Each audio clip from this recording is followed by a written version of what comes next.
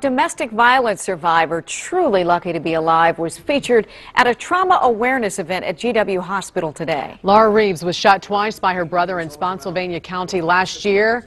Reeves survived. Her mother, not as lucky. The brother killed her, then himself. Today, Reeves described the night that changed her life forever.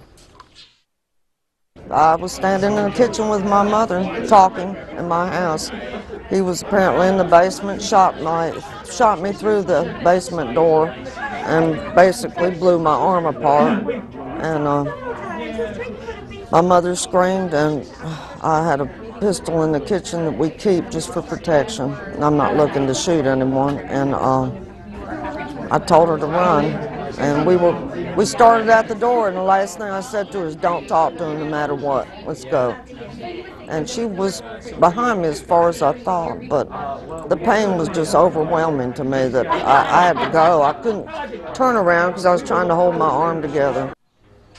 Reeves says she still has PTSD over the incident and has no idea why her brother did all of this. Coming up right after.